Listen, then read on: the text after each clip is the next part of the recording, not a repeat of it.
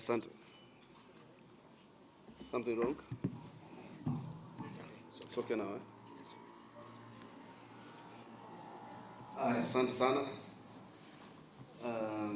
First and foremost, on my behalf and on behalf of, which I think the Secretary General has ably done so, of the party and the government, to welcome you to the UDA party, not even to welcome you to the UDA party, to feel at home in the UDA party, because I don't think you ever left us. I am certain the majority of Asians actually voted for the UDA KK. How I know that? I was a candidate myself in a very hostile ODM zone in Mombasa for governor. And everywhere where the Asian community votes were in its majority, I and the president won those polling stations and polling centers. Arya, Patel Samaj, wherever we had votes.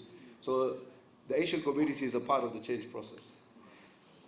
And I was actually listening in when I was coming here. I'm a member of the East African Legislative Assembly, so I represent Kenya in Eala, and I'm also the chair of the chapter of the East African Legislative Assembly. So I had a meeting at the ministry, which took me slightly longer, but I had promised my brother Malala that I said I feel so part of the Asian community that I must come. Because I was in a school in Mombasa Primary, where every other student in the majority were Asians. But I asked myself, where are all my classmates? Somewhere they have just vaporized. I asked myself, where are all these names of youngsters who were some of the most brilliant students that I was with in Mombasa Primary? And I just can't locate many of them. So I don't know where they went to, because they were also students of excellence. So that's part of nationhood. When I briefly joined the armed forces. When I joined the armed forces in the Air Force, I saw a brigadier who was of the Asian community. There was Brigadier Bart, Julie Bart, died. And he used to put, I think it's him or one of the brigadiers used to put on his turban and still have the army or the colonel insignia on his turban. I remember when I was leaving the armed forces, my departure forms were signed by Brigadier Malik, who was of the Asian community. It is not true that the only concern of the Asian community is just about business. That cannot be real.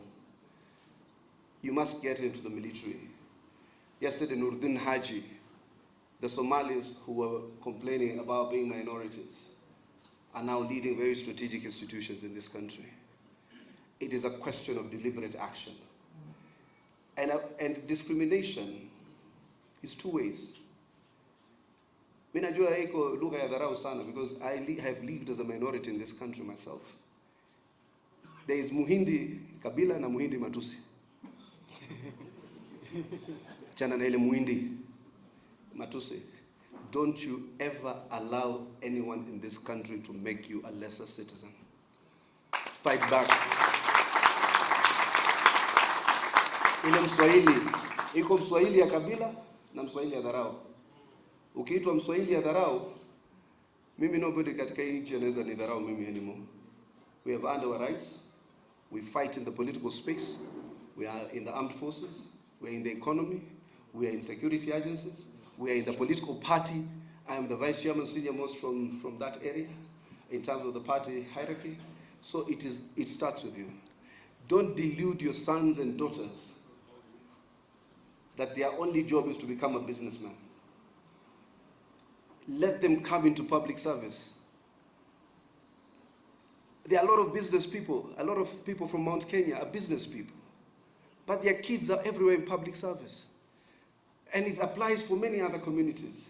But if you are told, I see somebody becomes a doctor, starts selling sugar. Somebody becomes an engineer, the next thing his engineering degree from one of the finest universities in the world is put and is being told to run some family thing. Why can't they work in the public service? It's one of the very progressive ways to have your impact not only felt in the economic sphere, but in the social and political sphere. I used to see Asian men and women running for elective seats. I don't see them anymore. And some used to win. So I'm asking you that you need to make that deliberate action. Because if you build as a minority, then you also expand the other minorities into a majority. Because we can not always be, I keep telling my brother Malala, hatuwezi kuwa kila kadhi ni top up. We have the ability to play an active role in our politics. Finally, now that because most of the Asian communities are in the economy, those of you who know Raila ODINGA, go and tell him, I have overheard some of your colleagues speaking, what we have done as UDA, as Kenya Kwanza government, is to put together one of the most robust, bold budget to ensure that we take away the losses and the mishaps that were occasioned by the handshake government. We are actually taking bold steps, courageous steps, remedial steps. This country will have sunk further had we allowed the level of debt, the level of indiscipline, the level of state capture, the level of business and exclusion. It almost has become a dynasty of one or two people. If you wanted anything, you had to look for a member of a certain family. I had some of you priding that you know Uhuru's cousins, you know Uhuru's niece. Right now you don't need to know anybody. You just need to have a good idea and you will get your things done. And that's the kind of physical capacity we're creating. And I can tell you without a doubt, we need to deal with the employment issue. We need to put youngsters into the job market. And that's why I personally want to just speak to one issue, if the Secretary General will allow me, to reiterate what the President has said. The housing agenda is a movement away from capital-intensive investment, building bullet factories, building gun factories, to labor-intensive investment. Once we start building houses in our cities and our towns, we will mobilize all cadre of employment, skilled, unskilled, semi-skilled. We'll put young people into the job bracket, into the job market. We'll create direct and indirect employment. Those who will work on those sites, those who will work off sites. Mama mbogas will be providing food. It will put money back into the economy. It's the real definition of bottom-up. And it is not true that people have been taxed more, particularly. There is a certain caliber of Kenyans who have an additional 5% in their tax, 500,000 and above. Because half of Kenyans do not provide any facilities, no healthcare, no social welfare benefits to some of your employees. We want to fund the universal healthcare so that we can give dignity to all Kenyans. I think this is actually a hustler budget. And I heard one of you saying you are actually hustlers assembled here. If you are really hustlers, support fellow hustlers so that we can make a difference. While you're Mengi, I will look for another opportunity to interact. We must have, in the future, cabinet secretaries from the Asian community. We must have permanent secretaries, but take active roles. Send your sons and daughters out into the political wilderness so that they can fight for you the political kingdom. Participation leads to representation. Out of mind, out of sight. Mishra tried. Sumra tried. I know a lot of others.